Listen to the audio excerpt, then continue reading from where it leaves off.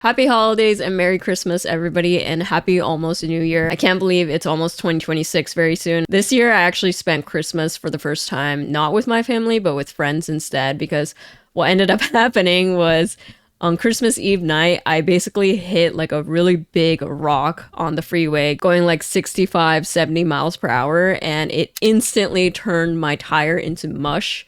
And I was like, well, okay, I guess I need to pull over and get towed back home.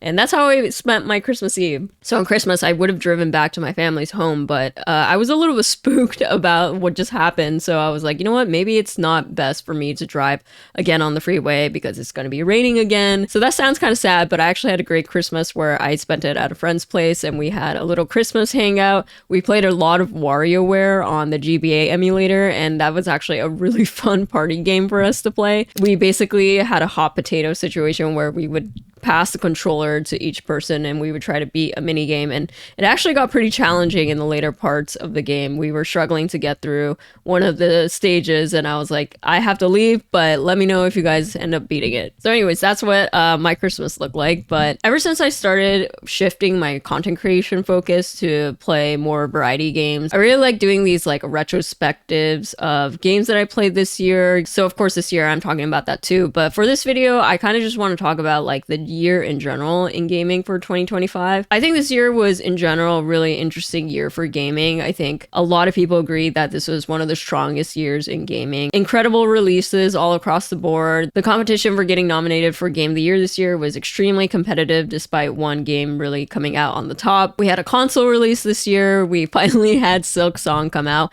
and we of course had GTA 6 be delayed again. I talked about this in a different video, but we really saw like indie games and smaller studios really shine this year compared to these AAA companies that usually dominate the market. So thinking through all of this, I was just like, you know what, let's just do a video where we look back on the year in gaming and go through all the major releases, talk about them. And I'm also going to do a personal look back at my year in gaming as I ended up playing a bunch of games that I really enjoyed. So get cozy, get a little drink. I have my tea, so I'm ready to get started.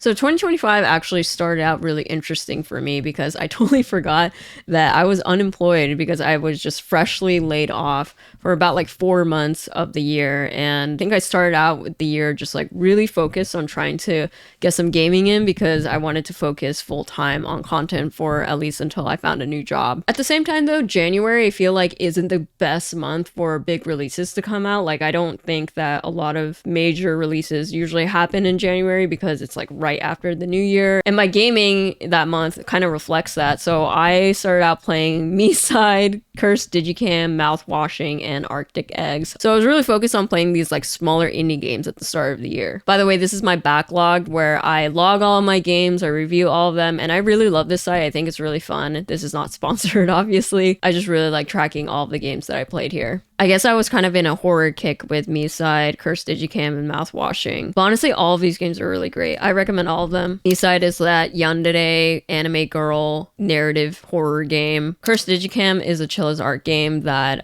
is about like you have this digicam that is able to take pictures of like ghosts, basically. We all know Mouthwashing. I did a video on this. I still think that this is a great game, but I fear that the internet made this game kind of annoying. It's like one of those things where like the fandom of this game, I think, kind of ruined the perception of this game, even though it is a good narrative game. And then Arctic Eggs, I remember I had a fucking video go viral for playing this game because people were making such stupid girl in the kitchen jokes about me playing this game. Whatever, dude. I had a good time with this game regardless. It's a funny game where eggs are basically banned, but you cook eggs for the people in this like weird society. It's an interesting game. I suggest you go check it out. They're picked up by the same publisher as Mouthwashing, Critical Reflex. They also published No, I'm Not a Human this year. Looking at the new releases that happened in January, I feel like not many of the titles really stand out to me. A lot of these are just like ports. I do think that I would eventually try out Citizen Sleeper though. I heard a lot lot of great things about this game. I did want to try out the first one before getting the second one. So moving on to February, this was the month that Kingdom Come Deliverance 2 came out, and this was like something that I didn't even know the existence of. I even barely know of what kind of game it is now, but I've heard so many people talk highly of it and so many friends recommend it to me, and I'm like, I don't know anything about this game, so there was no way I was getting to it when it released. But I know in my comments people have been saying like this is a serious contender for runner-up for Game of the Year. It could have been Game of the Year if not for Expedition 33. Because so many people have recommended it to me and talked so highly of it, I do eventually want to try it out. Oh, I didn't realize a game about digging a hole also came out in February. I know that game definitely had a little bit of its moment. I love games that have a title like this. Like, it's just so to the point. Avowed also came out in February. I did try the demo for this game and I didn't really vibe with it. I also remember there were some mixed reviews over this, even despite like the hype for it, I guess. Like a Dragon, really? That was this year? I thought this came out way before, like a year ago, but I guess it came out only in February. This is one of those games where I'm like, I want to eventually play this, but I want to play the other Yakuza games first, so I'm gonna get to this in like 10 years. Oh, and of course, how can we forget? Monster Hunter Wilds came out in February. So this was definitely my February game. Actually, for February, I squeezed in 2 indie games before I started to really get into Monster Hunter Wilds. I played Europa and Hapunan. Europa is like this beautiful Ghibli-style narrative adventure. The only reason why I gave it 2.5 stars is because it is a little one-dimensional in its gameplay, but it has like beautiful scenery and beautiful music. Hapunan, this is a 1-hour game where you play as someone like a kid who sells balut on the streets and like scary things happen. It's a pretty hilarious horror game. But yeah, I remember after getting those indie games out of the way, I jumped into Monster Hunter Wilds and actually never finished this game. I'm pretty sure I'm like really close to finishing the story arc of this game, and I know that the game like kind of starts after that, but I still had my fun with it. I played for like 7 hours the first day I got this game, and I remember it really being fun, but I think I'm just bad at this kind of game. It was my first Monster Hunter game, and I just like didn't really understand how hard the combat could be. It's like way more complex than I realized, and I remember using the dual blades just because it was like the easiest weapons I remember, and it also just looks sexy to use those weapons. But regardless, I think that's why I didn't really go super deep into this game, but I enjoyed it. I really liked it. Layoffs and studio closures that hit really hard last year bled into this year, of course, and continued. This article actually says, though, that the total layoff figures were down about 1/3 in 2025. I was previously laid off in December of last year at a game publishing company, and then got hired in April of this year at another game studio and self-publishing company. But yeah, it's still looking pretty rough in terms of like maintaining and getting into the game industry. I don't know if I would recommend it to like my friends or network. There's just not a lot of stability, and there's so much uncertainty in terms of maintaining your job in the space. And I don't know how I feel about this improving anytime soon. Kind of seems like it's going to be a few years until it feels like it has its legs again. Moving into March, this is when Split Fiction came out. I eventually did play Split Fiction, but I ended up playing it once the Switch 2 came out. Oh, and this is the month that Assassin's Creed Shadows came out too. I played the demo for that game and I was not impressed. I thought the gameplay was fun when you're actually doing the stealthy stuff, and that was like the first time I played like an Assassin's Creed game, but I was really unimpressed with the animations for the characters talking. It just felt lazy, and I was really not into it being open world. Like, it kind of seemed like it would be the kind of open world where there's just a bunch of land and not really anything to do in all of that land. Inzoi also came out in March. I skipped out on this game because I heard some pretty mixed feelings about this game. I remember people saying like there's actually not much to do in EA, and they needed this to be a little bit more developed for people to really feel hooked on this game. In March, I ended up playing 2 incredible games, 1000 Times Resist and Bomb Rush Cyberpunk. I've talked about this game a lot this past year just because it's my favorite indie game of the year. It's my favorite narrative game of the year, yes, more than Expedition 33. I just find myself thinking about this game all the time. I think The world building was executed so well. I felt like the storytelling was super compelling from the start. And the themes and the message it carries all the way to the end was just like something that I feel like I will carry for the rest of my life. I think it just had so much impact that I like can't recommend it enough to people, and I'm glad that people are still like finding my review of this game on like TikTok and Instagram, because it's just one of those games where I want to recommend it to everyone. And for how good it is, I feel like it's just really underrated and they should sell more copies. And then I also played Bomb Rush Cyberpunk. I love the hyper stylized game that this was, and I love the music from this game. I listen to the music from this game actually pretty often now. This is like a game that is a spiritual successor of Jet Set Radio. And it's funny because the year that I decided to play this game, they just announced a sequel called Hyperfunk that I think is going to be pretty similar in style, but I believe there's an online component to it, so I'm really excited for that game to come out. When I ordered it on physical because it was on sale, it came with stickers, so I was like, oh, I love that. I love how they included that. Also, coming from someone who used to dance in college and hip hop being like a big part of this game, I really love like all the different dance styles that they incorporated into this game, like Vogue and House. And yeah, it's just cool how the developer that worked on this game, I believe the lead director for this game is like a dancer himself, so he like choreographed some of the dances in this game.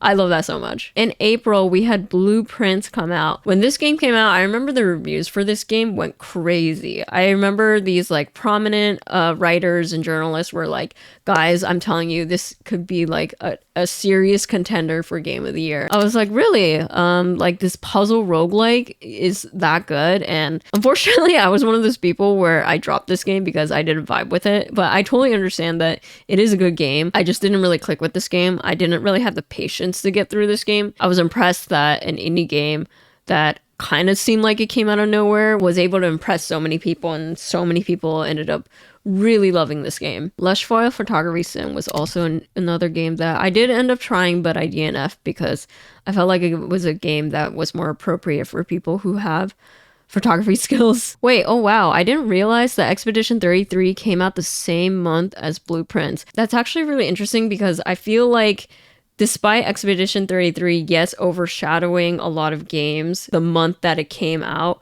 I still feel like Blueprints held its ground really well, where a lot of people were talking about its praises despite being in the same release month as Expedition 33. But damn, the month or the first 2 months of this game being out was honestly so much fun for me. I think as a person who like loves turn-based games, I was just loving seeing so many people try turn-based games for their first time and seeing everyone's reaction to the story beats that happen throughout the game, and experiencing all that together is just so much fun. I think that's one of my favorite things about like gaming in general when it comes to major releases, just experiencing games all at the same time where people get to talk about the crazy story beats and have discussions over them. After this game came out, I was really happy to see that it did end up being something really special, because I was intrigued by it since the minute it got revealed. I was like, I really want to get this game. I want to try it out. It looks really promising, and it did end up being not only like a really fun game, but narratively it was impressive. The music is of course awesome. And I remember at this point, even though it was April, people are already like, do we have our Game of the Year already?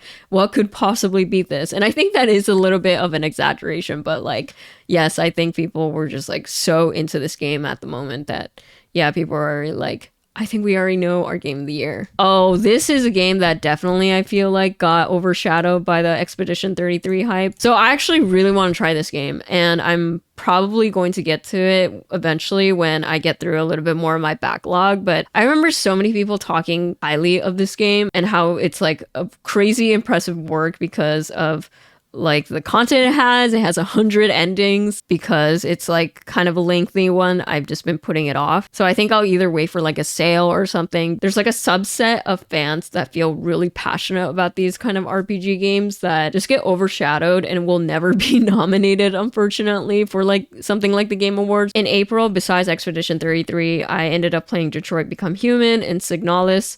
I think all of these games are great. Detroit Become Human was on sale for like very cheap. I had my fun with it. I like these like decision making kind of games. I do remember feeling a little bit about the narrative towards the end for this game, especially with the the little girl character, which is why I think I docked a little bit of its grade. I loved playing Signalis. This was a game that I borrowed from the library, and I was like, man, I got to play one of my favorite games this year, just renting from the library for free. I loved how classic RE this was. I loved the aesthetic of it. I loved the horror atmosphere of it. I remember watching a bunch of video essays after I beat this game because the narrative was so interesting. Highly, highly recommend this one. In April, the same month that the Nintendo Switch 2 Direct happened, all the tariff stuff happened, and that was a chaotic mess. I remember I was like hitting up my family in Japan and I was like, yo, I might need some help getting a Switch 2 because I don't know how much the tariffs will fuck up the prices here. So I was like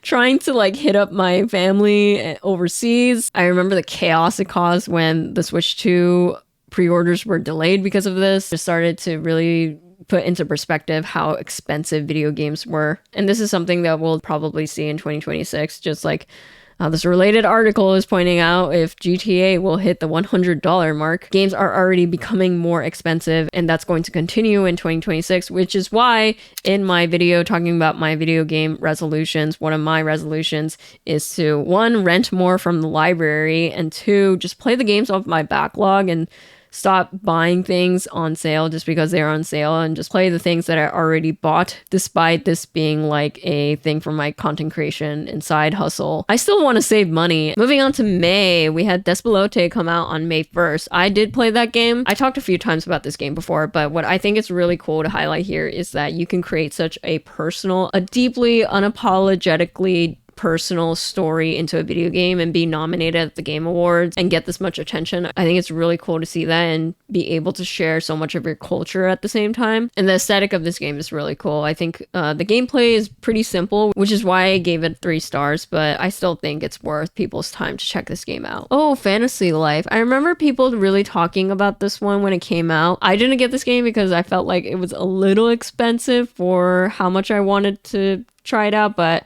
I know people who tried this out and really liked it. To a T was also a game that I tried out, but unfortunately I DNF'd that one. I think I just wasn't like super hooked on the gameplay. I do think this might be a title that I revisit because I remember an article coming out about this game and how the creator, who's the creator of the Katamari series, felt like it was too experimental to do financially well. So I kind of want to give it another chance. In May, I didn't feel like I did a lot of gaming. I played Despelote and Inscription. Really glad I got through Inscription after so many people talking highly of this game. I don't play a lot of like deck building roguelike type of games or card games in general, but I really like this one because of like the whole like fourth wall breaking stuff that happens in the game. Around this time, I also started my new full-time job, which is crazy to say because I feel like I've been there for much longer. But because of that, my gaming started to slow down around this time. And then June was the big month for Nintendo, obviously, because the Switch 2 came out. We had Deltarune Chapter 3 and 4 come out as the Switch 2 also came out. I played a little bit of Chapter 3 of Deltarune, and I think it was at that point I decided to just play Deltarune when all the chapters are out because I wasn't really hooked on what was happening at the start of that chapter. I was like, kind of like, what are we doing? I just feel like it will be more of a better experience for me when it's like a cohesive full game. I also had Mario Kart World come with my Switch 2. The highlight for me of this game, definitely the music and the knockout tours. I remember the first couple weeks of this game being out, I was really into playing online knockout tour. I also really think that the music in this game is underrated, and I think they should have been nominated for the music category at the Game Awards. The remixes of like the old Nintendo Mario game songs are just so cool to hear. And dude, how many people actually bought this? I'm actually kind of curious to see what you actually do in this game, but I would never actually pay money to play this game. I also picked up Split Fiction for the Switch 2. This took me and my partner 6 months to beat because we're just horrible at beating games. People were telling me you need to get to the last stage and finish that before you make like a final opinion on this game because the last stage is just so cool, and I agree that it was very cool. I kept thinking like, how do they make a stage like this? This looks like insane. Well, I think that this game was good. I think narratively it was forgettable, and I don't know if I'm like super in love with playing these like co-op duo kind of It Takes Two kind of games. So despite its like really high scores and being nominated everywhere, I personally feel like it was good, but it wasn't like life changing, you know? Oh, wow. And then Peak came out in June as well. I feel like Peak was the game to define friend slop this year. And I'm saying friend slop just because like that's the term that's been normalized. I don't actually think that it's slop. I think it's actually really cool what they did of like teaming up with another dev studio to create this game relatively quickly. I mostly watched people play this game. I actually don't have the game myself because I just don't play a lot of multiplayer games, but it's cool that this kind of started the whole, okay, friend slop is here to stay kind of trend. I read this article that's by the blog How to Market a Game about how friend slop is part of this like larger trend that's happening in the gaming industry right now, where we're experiencing a period where there is high demand for games that are relatively in comparison easier to develop. And that's like a really golden period for developers to take advantage of. And friend slop falls into that category of people are really seeking these games to play with friends that could look a little bit scuffed and not super polished, but people don't care because they just love that gameplay so much right now. And the success and popularity of Peak really shows what happens when you take advantage of that high demand and relatively low cost of development. Oh, Data Everything also came out in June. So I didn't play this game, but I watched so many viral clips of people playing this game, and I loved how many like voice actors were involved in it. I do think some people were saying to me like, oh, I dropped this game because it was kind of a grind to get through all of it or something. From what I heard, I felt like there was some criticism due for this game, but love seeing so many people have so much fun over this game. Wait, Death Stranding 2 also came out in June? Dude, June was a really busy month. I feel like the summer is always like that though for games. Like the summer is just a crazy period for a lot of new releases and new announcements to be made. Death Stranding 2 I did not play because I didn't play the first one, and I would like to play the first one before I get to the second one. During this period, I really enjoyed seeing all the really silly clips from Death Stranding 2 of like Kojima's face in the constellations. It's funny because I thought Death Stranding was supposed to be like a serious game, but then I realized like Kojima's going to do some funny things with it. Persona 5 The Phantom X also came out in June. I didn't play this game because it's a mobile game and I just like don't really play mobile games, but I did go to the panel at Anime Expo for this game and I got to see Lynn live at the same event. Love seeing her live. I think that the performance at the panel that they did for this game, it was a little awkward because she like came onto the stage and performed like one song and everybody was sitting down and it just wasn't a concert setting. But then after that, she had a proper setting at a separate venue close to that building, and I got to see her live there. She is so awesome live, and I'm super excited to see her at the Persona live concert next month. June was also the month that Summer Games Fest happened, and of course we had Resident Evil Requiem being announced this day. I remember when this game got announced, I was at the airport waiting for a flight, and I was like, oh my god, I wish I was with like my friends or in Discord or something, because I was so freaking excited that this got announced. Not only that it exists, but along with its release date too, I was like, dude, oh my god, I'm so freaking excited. And I'm still really excited now that the whole Leon stuff was announced too. Summer Games Fest, I also remember that I was in Vancouver at the time that it happened, and I was working on Steam Next Fest, which is why I only ended up playing really Mario Kart World this month. Moving on to July, there were a lot of releases that happened in July because, again, it's the summer and just a bunch of game studios put out their releases in the summer. In this month, I ended up picking up Donkey Kong Bonanza. I ended up dropping this game. It wasn't for me. I think it built off of the Mario Odyssey formula, and the whole collectathon thing is just,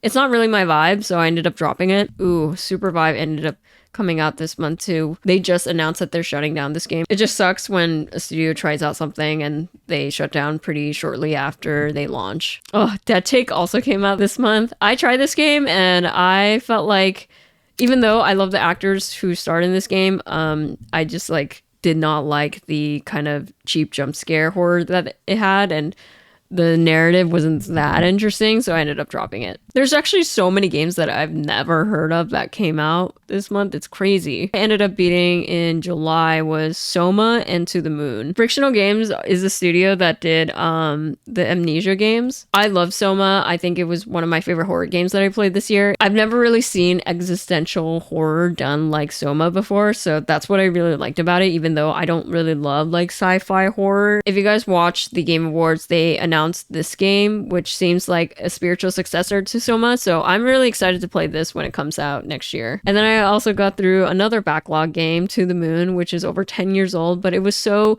lovely and heartwarming. I really loved it. Just a short narrative game that takes the little time it has to completely destroy you and make you sob by the end. In August, definitely Metal Gear Solid Delta seems to be the one that had the highlight here in this month. I didn't play this game because I didn't play the original Metal Gear games, but I saw a lot of people having so much fun with this because a lot of funny clips also came out of this game. I would like to eventually play some of these games myself. Ooh, Discounting also came out in August. I did not get this game, but I remember a couple of my friends did, and they were talking pretty highly of it because it's like a unique twist on like the store management kind of simulator game. For me, I must have gotten really busy because the only game I played in August was Sword of the Sea. This is a game that was developed by the same people who worked on games like Abzu and Journey. Beautiful, beautiful game. Music was really cool too. I think for me, the game was a little bit short, but the visuals were amazing. September was absolutely run by Silksong. The week that this came out, Hollow Knight had like its record for most concurrent players. The Steam store crashed. It was crazy to see how many people jumped onto this game so fast. Studios changed the release dates for their game because of Silksong. Unfortunately, I think that if you did release a game in this month, you were kind of screwed over by Silksong. But there were still some notable titles that came out alongside it, I think. Like No, I'm Not a Human definitely had their moment, and I saw a lot of YouTubers cover this game. This one's in my backlog still. Megabonk also came out in September. Oh, this game also came out in September. I know this is one of the highest rated games this year, and so yeah, there were definitely some other notable titles that came out in September. Oh, and obviously Hades 2 came out in September as well. Wait, oh my god, I'm totally forgetting Silent Hill F also came out at the end of September. Clover Pit also came out in September. Final Fantasy Tactics also September. Yeah, this is like September is the month where fall season really starts, and I remember last year too, in the fall, a crazy number of games came out. So games get really busy in the fall season. I just didn't really realize just how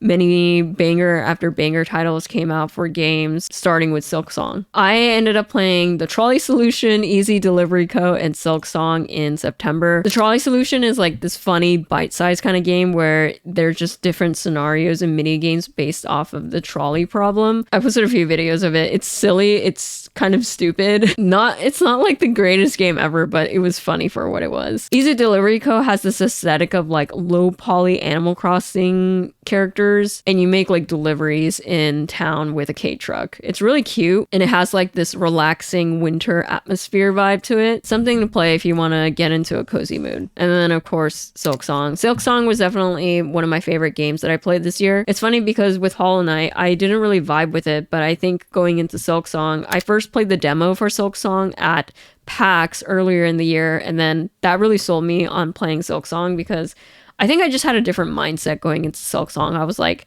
okay, I kind of know what to expect, knowing what Hollow Knight was, and I think I can go into Silksong with a little bit more of an open mind, and it ended up being such a better experience with that kind of mindset for me. I knew it was going to be a hard game, and I knew it wasn't supposed to be like a narrative-focused adventure. It was going to be very much a Metroidvania. I ended up only reaching the normal ending for this game because I got a little bit burnt out with how much content there is in this game, which is crazy because it's a $20 game, but eventually I will get back to it. But for now, I feel like I did have my fun with this game. October was the month that Ghost of Yotei came out, so I picked up that game and I did not start it really yet. I played like maybe 30 minutes of it. Ooh, this was the month that Little Nightmares 3 came out, and after I saw the reviews for this game and my friends telling me to not get it, I ended up passing on it actually. Oh, Ball X Pit came out in October. I didn't realize that it only came out that recently, considering so many people like talked so much about this game. Oh yes, Pokemon Legends ZA. This was my October game. Ooh, and then Dispatch at the end of October. Of course, I played the heck out of this. I did pick up this game as well, but this was at the point where I started to realize I need to stop buying so many games as they come out, because I'm like, dude, I just don't have the time to play all these games. Right? I bought Ghost of Yotei, I bought this game, I was playing through Pokemon Legends ZA, and I was playing through Silent Hill F, and I was like, I need to stop buying games when I can't even get to them. I should just wait for a sale or rent them, because it was just physically impossible for me to keep up with all of these games coming out in the fall. I talked about this in my resolutions video a bit, but next year I'm definitely going to prioritize just like getting through the games that are in front of me and not try to play every game as it comes out. Arc Raiders also came out in October. Didn't play this game, but we all know how popular it got. So yeah, for October, I ended up playing Silent Hill F, Pokemon Legends ZA, and Dispatch. So I ranked Silent Hill F 3.5 out of 5 stars, and I'm not gonna lie, I had my gripes with this game. I think the narrative was the best part of this game, and the atmosphere was really cool, especially in like the actual town and the village. But there were lowlights for me with this game, particularly around like the fox sections that I didn't really like. The gameplay and combat, definitely I did not vibe with. If you guys want to see my full in-depth review of this game, I would read my review on Backlog, because I do a better job of breaking it down there. So this game, even though it had some really cool parts about it that were the highlights, I think there were an equal amount of like things that I just like couldn't get past, which is why I didn't end up doing another run of this game. It just didn't really compel me to get the other endings. Pokemon Legends ZA, I liked this more than Arceus. I thought that it was more fun because I really didn't like the barren landscape of Arceus. This is one of those games where it was like, I was perfectly whelmed by it, where it was like, yeah, it was fun, but it wasn't like anything insanely special, especially in the lineup of Pokemon games. But I did like it more than Arceus, and I had like a decent time with it, and I ended up finishing it. So I was like, you know what? Yeah, I had my fun with it. Dispatch had my attention when it was first announced at last year's Game Awards. I thought it looked really promising, and I love the acting from Aaron Paul in this game. I think there is things to criticize it narratively, but overall, I actually did like the gameplay of like the whole dispatching. The decisions that you had to make were like kind of hilariously stressful for me to do, because I think I learned through playing this game that I'm pretty horrible at making decisions in decision-making games. Moving on to November, I love seeing 1000 Times Resist make it onto other platforms, because that means more people are going to be playing it. It looks like in November a lot of ports happen, where a bunch of games that were released on other platforms released onto new platforms. For me, this was the month for Kirby Air Riders. I played the heck out of the original Kirby Air Ride, so I was really excited for this one. It feels like the